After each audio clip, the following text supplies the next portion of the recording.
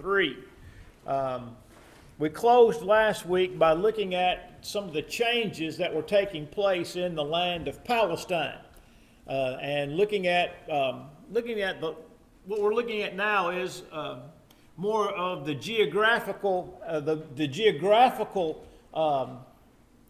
setting in which the Bible or the New Testament and the life of Christ is found, and also some of the religious settings and the religious background. We closed last week talking about the change in language, how that Aramaic had begun to supplant Greek as the everyday language of the people, while Greek was still considered the universal language of the entire known world, which is why God, it's not said expressly, but it only makes sense. That's the reason God chose the Greek language to record all of the New Testament, because that was the language that was a written language that could be read anywhere in the world by just about anybody.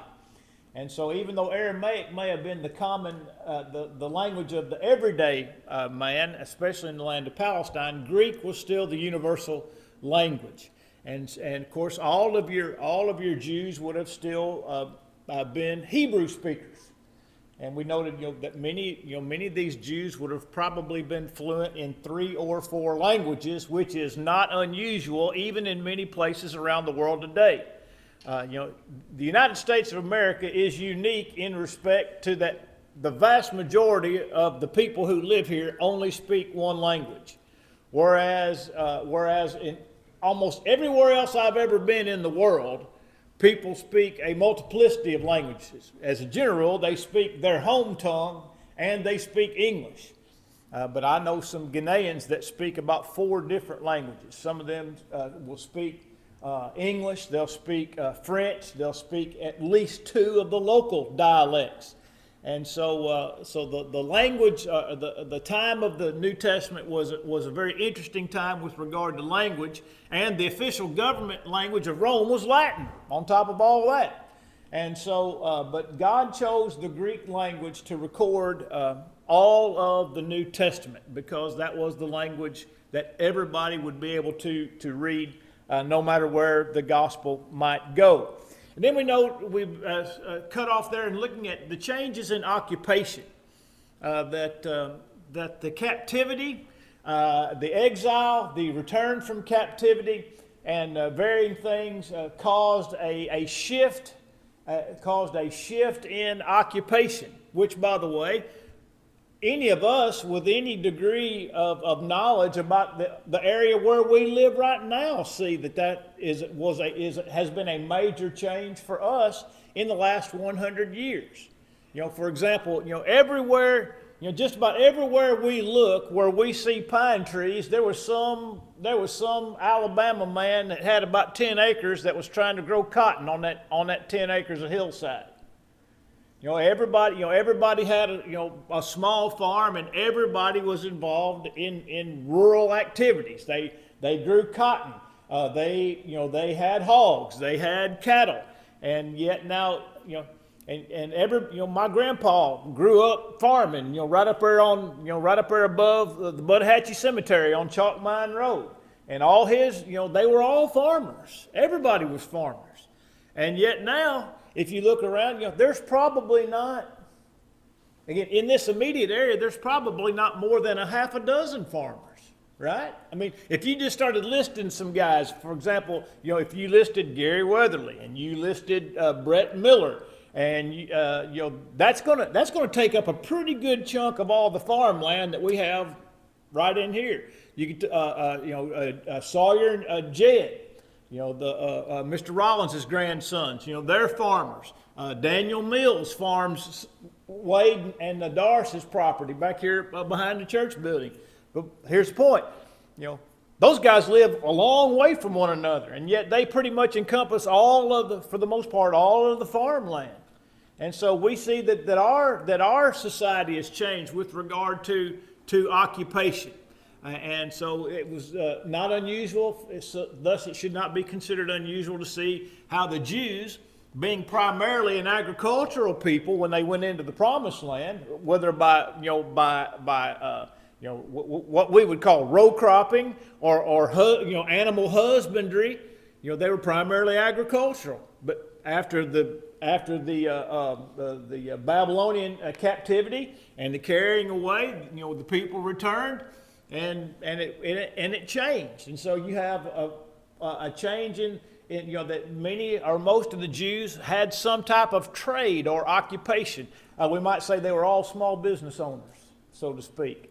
And even I think, and look, I'm just kind of going out on a limb here, but you could even consider the fact that the farming situation in Jesus' day probably mirrors the farming situation in our day. Whereas there were a bunch of Jewish farmers, then there were probably very few Jewish farmers, because we read about the parable of the laborers, and we read about men hiring people to work on their farms. And so those guys were not, they were not farmers, they were simply laborers. And so we see a change in the occupation of the Jewish people. I mean, Jesus' father was a what? He was a carpenter. And some think that reference to being a carpenter may have more to do with being a brick mason or a stone mason. Don't know, all right? But the point of the matter is, he wasn't a farmer. He either built things out of wood or he built things out of stone. And so, Jesus was raised in that type of an environment. Then, I think more importantly, we need to spend some time thinking about the changes in worship. And that's at the very bottom of that page. The temple was still a very important center with regard to Jewish life, particularly in the days of Jesus. Now, if you were to do some study on the temple itself, there's kind of some differences of thought in how to talk about the temple. All right. First, there was Solomon's temple. We all know about Solomon's temple, built in First Kings chapter 11, and all the goings on that went with the building of what was called Solomon's temple. And then that temple was built probably about 1,000 years before Christ, and it stood for about 500 years until the Babylonian captivity. And in that third wave of Babylonian assault, the entire city of Jerusalem was laid to waste. Just literally leveled the entire city. Houses, wall, temple, everything. And so then there was absolutely no temple. Jewish people go into captivity for 70 years. God promises them after 70 years they're going to come back. They go into captivity under Babylonian rule. They're returned under Persian rule. And Darius, the Persian, financed the rebuilding of the city of Jerusalem. And so there was this initial construction of the temple that took place for about 2 years. And the foundation was laid, and then the people quit. They just quit building. And this is the period that you're going to read in the book, for example, in the book of Haggai, the book of Zephaniah. And for about 16 years, I think the lesson may say 17, but about 16 years, the temple foundation had been laid, and nobody else had done another thing to it. They got busy building their own houses, and that's what Haggai said. My house, God says to Haggai, my house lies in ruins, and you've built fine homes for yourself, got ceilings in them and everything. So then Zerubbabel, who was the governor appointed by Darius, Zerubbabel reconstructed a temple for the people, and it wasn't nearly the temple that the first one was. Obviously it wasn't overlaid in gold and all the things that were associated with Solomon's temple. And the people were dismayed, and because some of the old timers remembered what the first temple looked like, and so they were dismayed to see this second temple. And so God, through His prophet, says the glory of this temple will not be seen in what it's made out of; it'll be seen in the man who walks in it. And he's talking about Jesus. It says, this temple will have even greater glory than Solomon's, because my servant, he's talking about Jesus, my servant's going to walk, your Redeemer. This will be the temple for your Redeemer. And so Zerubbabel's temple was the temple, and it was built in about 516, finished about 20 or so years after the return from exile. All right, that temple stood until the middle of the 2nd century before Christ, and that temple was not destroyed, but it was desecrated by Antiochus Epiphanes, who was the Seleucid. Remember we talked about the division of the Greek Empire into the Macedonians, the Seleucids, and the Ptolemies. And the Seleucids were over the area of Syria. And Antioch Epiphanes, I believe the 4th, was the one who sacrificed a sow to Zeus on the altar of the temple. And he desecrated that temple. And then about 16 years before Christ was born, Herod the Great began a new construction. In other words, he took Zerubbabel's temple, which was very modest, and determined he was going to make a great temple, which he did. He built a magnificent temple. It took about 30 years for the primary part of that temple to be built. And in fact, even during Jesus' day, that temple was still being worked on, all the way up to about the year 60. And so, and some think that the temple never was completed, that they were still building it, and still building it, and still building it. But let's just say that the temple was what we call Herod's temple, which was basically an expansion of Zerubbabel's temple. Let's just say he finished it in AD 60. It lasted 10 years. Because 10 years later, Titus came through with the Roman army, and he did to Jerusalem exactly what Nebuchadnezzar had done 600 years earlier, a little over 600 years earlier. That temple was laid to waste. And that's why it's important when you think about, to know these things. Now, open your Bible to Matthew 24, verse 1. I'm laying this groundwork to help us understand what's going on in Matthew 24, verse 1.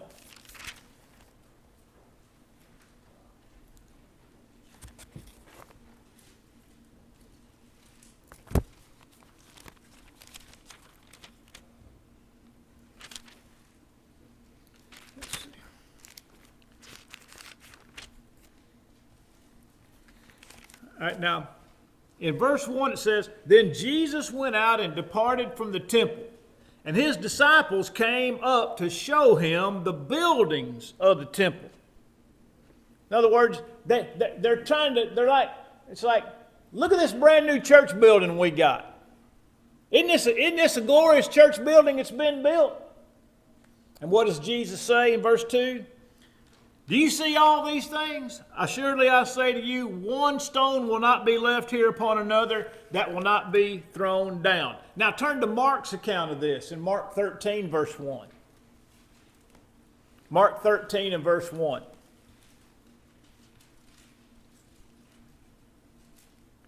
And it says, "Then as he went out of the temple, one of his disciples said to him, 'Teacher, see what manner of stones and what buildings are here.'" In other words, "Lord, look at this. It's magnificent." What's Jesus say? "Do you see these great buildings? Not one stone will be left upon another that shall not be thrown down." I mean, that's just, you want to talk about letting the air out of you. It reminds me of this, and this was told as a true story. Johnny Ramsey went to hold a meeting somewhere, and I think a congregation had built a brand new building, and they were going to open that building, so to speak, by having a gospel meeting. And Johnny was the preacher, or maybe the building was really new, and Johnny just happened to be holding a meeting there. Not long after, they started meeting there, and man, they walked Johnny through that whole building.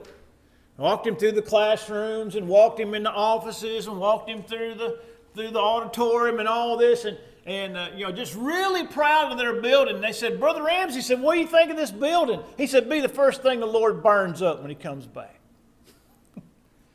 Again, let the air out of them. Let the air out of them. In other words, he was trying to let them know, you've got your priorities in the wrong place.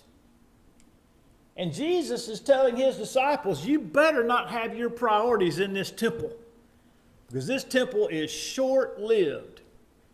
Solomon's lasted for 500 years, and this one's not going to be here in another 50.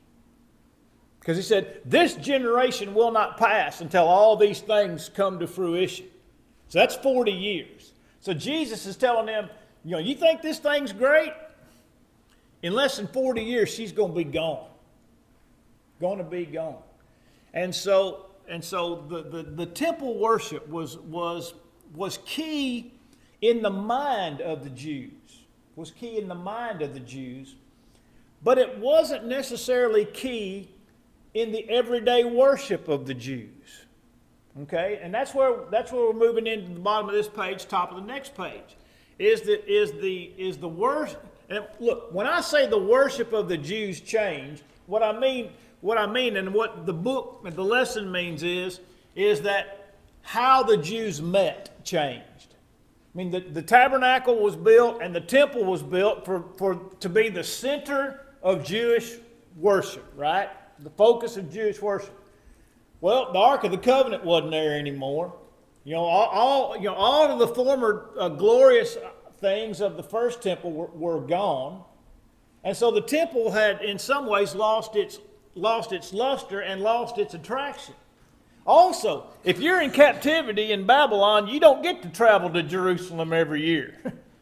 You don't get to say, hey, Nebuchadnezzar, I need about 8 weeks off. I got to go to Jerusalem and offer up a sacrifice in the temple that you tore down. Oh, wait a minute, there's no sense in going because there's no temple to even worship at now. You see what I'm saying? The whole mindset was changed because you couldn't go to Jerusalem, and even if you could, there was no place to offer sacrifice. So what did the Jews do? Now look, we only assume this because of history and because of what the New Testament reveals, is that the Jews set up what's known as the synagogue system. And the synagogue system was simply, if you could find 10 Jewish men who were willing to gather at a specific place at a specific time, it constituted a synagogue. A synagogue. And so most everyone believes that the synagogue system was set up while they were in captivity in Babylon. That you have the Jews dispersed throughout the Babylonian kingdom, some in Babylon, some enslaved servants in other places. But wherever they were, they needed to meet. They wanted to meet. They wanted to read the scriptures and sing songs and encourage one another. And so the synagogue system was established. And it carried over even after the children of Israel were returned from captivity. There were synagogues throughout all Jerusalem and all of Judea. And the synagogue replaced the temple as the heart of Jewish religious life. For example, in Luke chapter 4, it speaks, this is in the very earliest days of the public ministry of Jesus. And it says in Luke 4, beginning in verse 16, now Jesus, as was his habit, went to the synagogue on the Sabbath day. In other words, it was Jesus' habit to go to the synagogue on the Sabbath day. Now look, there's no Jewish law, first of all, establishing a synagogue, and there's no Jewish law anywhere that commands an assembly on the Sabbath day. The Sabbath day was not a day of worship in the Jewish system. It was a day of rest. People will say things like, well, Saturday was the Jewish day of worship and Sunday is the Christian day of worship. Well, that's only half right. According to the law of Moses, there were specific dates for worship. Passover, Pentecost, the Feast of Tabernacles, the Feast of Trumpets. But they were all specified to a specific day of the month, every single year. And so this Sabbath day gathering was not something that was ever commanded by Moses. It was something that the Jews did on their own to maintain their cohesiveness as a people while they were in captivity. And they just carried it over. They just carried it over into Jewish life after their return. And so that's the essence of the synagogue. And the synagogue became the heart of Jewish religious life and worship. As we can see, for example, in John chapter 9, when Jesus healed the blind man. And, nobody wanted to believe that Jesus had healed him. And they didn't even want to believe the man who told them that Jesus had healed him. So what did they do? They went and asked his parents. So there's some discussion. Is this your son that was blind and now he can see? And they said, this is our son. And he was blind and now he can see. But if you want to know how that happened, you got to go ask him. Why did they do that? Because John 9:22 said that if anybody confessed that Jesus was the Christ, they'd kick him out of the synagogue. In other words, he'd be disfellowshipped from the synagogue.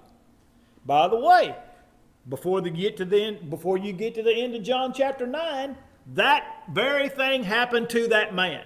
It says they thrust him out. In other words, they kicked him out of the synagogue. Basically for believing in a man that gave him his sight. Then you have Jesus' words in John 16 and verse 2. It says, they will put you out of the synagogues. In other words, when you believe in me, they will put you out of the synagogues. And he's just preparing them. But the statements themselves tell us how important the synagogue was to everyday Jewish life as opposed to the temple. All right, let's turn the page over here to changes in religious leadership. Changes in religious leadership. All right, how was Jewish life organized along religious lines? All right, where, for example, where did the priesthood come from? Tribe of Levi. Had to be of the tribe of Levi in order to serve as a priest. Which, just as a quick aside, consider this. Those people had been in captivity for 70 years. Their temple had been destroyed. Then they came back as exiles in about 530 or so, 516, 518, right in there. And then 500 years goes by until the time of Jesus, and they still know what tribe they're from. You ever thought about that? How seriously those Jews took their Jewishness, for lack of a better term? They still knew what tribe they were from. And in fact, when you read Hebrews 7 and verse 14 and following, in speaking about the high priesthood of Jesus, which, by the way, the priestly tribe was the tribe of Levi, but within that, there was the high priest who had to be what? Had to be a descendant of who? Who was the first high priest?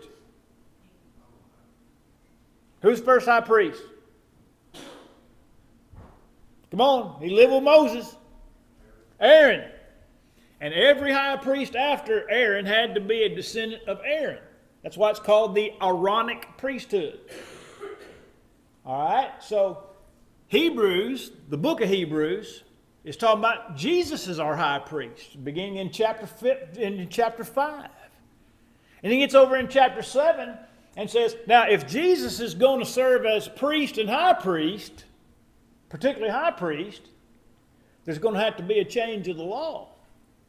It says, because the law said nothing about somebody being out of the tribe of Judah serving as high priest, and Jesus is from the tribe of Judah. So even 30 years after Jesus died, everybody still knew Jesus came from the tribe of Judah.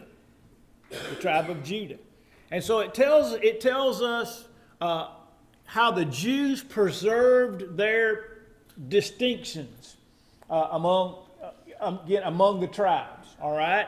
Now Israel had already messed that up a long time ago when they had intermingled with all the Gentile people. Remember we studied about 2 or 3 weeks ago about what the Samaritans had done and had tarnished their bloodline, so to speak, by intermingling with the Gentiles. The Jewish people, the Jews, those of the tribe of Judah, had never done that. All right. So now you have this priestly tribe, which is the tribe of Judah. I mean, the tribe of Levi. Then you have the high priesthood, which is of the Aaronic line of dissension. But the problem was, by the time of Jesus, the high priesthood became a political office and not a religious office. And that Herod would appoint who the high priest would be. That's why you have, when you read, for example, when you read in the gospel accounts particularly about the life of Christ and the arrest of Christ, you read about 2 high priests. 2 high priests. Well, there was never any provision for 2 high priests. But there were 2. One of them was Caiaphas, and the other was Annas. And Sean, help me. Now, Annas was the son or son-in-law of Caiaphas, or was it the other way around? Caiaphas was the son-in-law of Annas. Okay. And Annas was deposed by the Romans. That's it. And it says something because, the Romans, they assumed a certain amount of corruption within any office, but Annas was so corrupt, they deposed him and put his son-in-law in. Right. And so, but when you read about the arrest of Jesus, I couldn't remember which one was how the relationship. I knew there was a son-in-law, but I couldn't remember who was the son-in-law and who was the father. Now, when Jesus was first carried by the Jews in his arrest, they took him to Annas. Because in the mind of the Jews, Annas was still the high priest, even though the Roman government had supplanted him with Caiaphas. You see? And so what it tells us is that even in the Jewish religious life, at the highest level, which was the high priest, it ceased to be a religious assignment as much as it was a political assignment.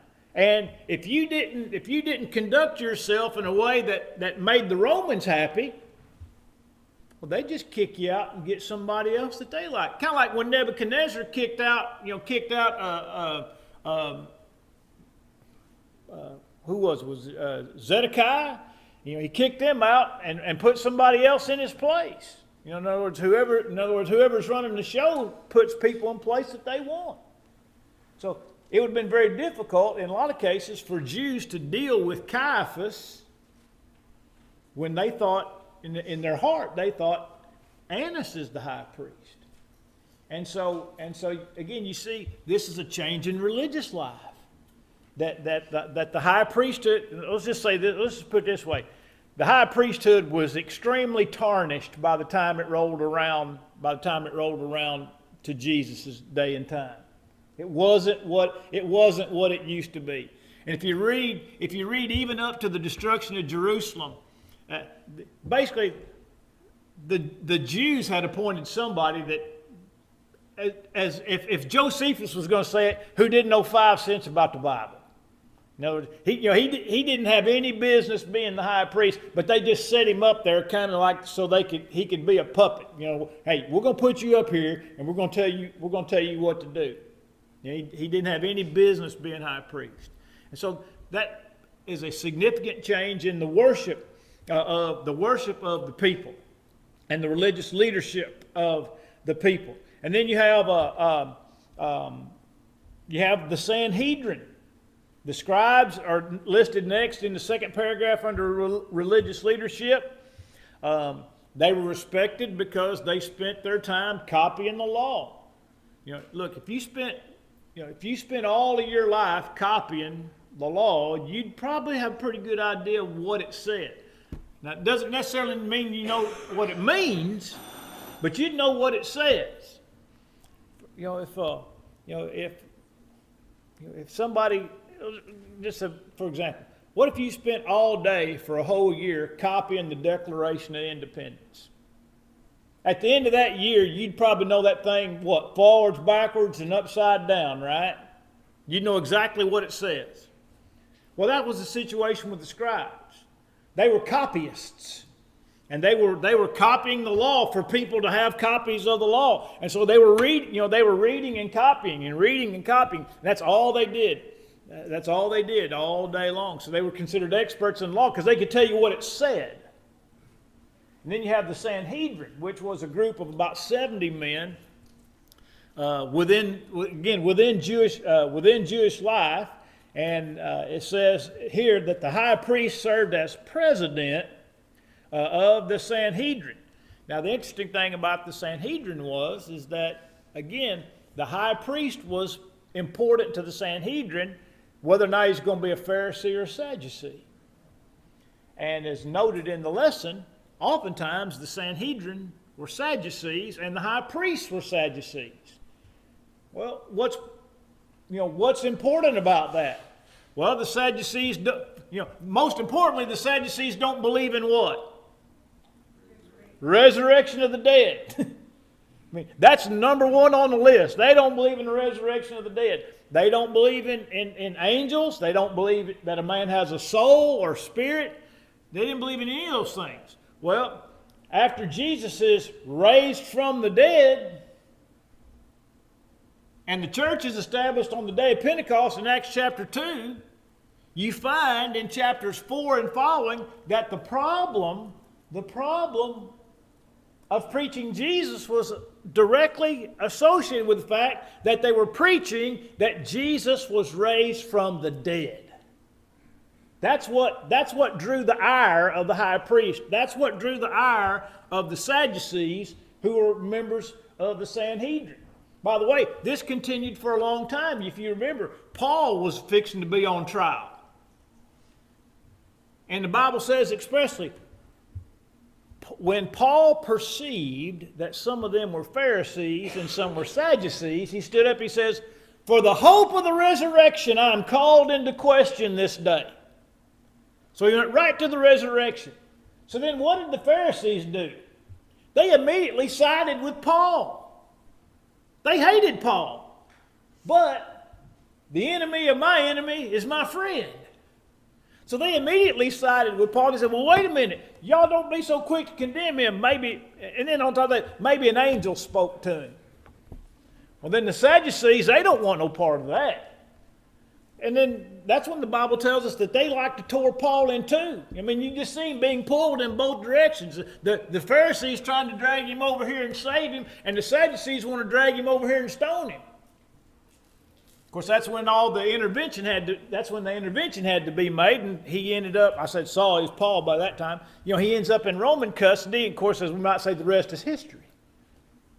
But that all goes back to this Sanhedrin and this Jewish leadership between Pharisees and Sadducees, which takes us to the next section, and we'll just pick up there. We'll pick up there next class system. I'm going to stop there because I know Bobby's fixing to ring the bell on us. So.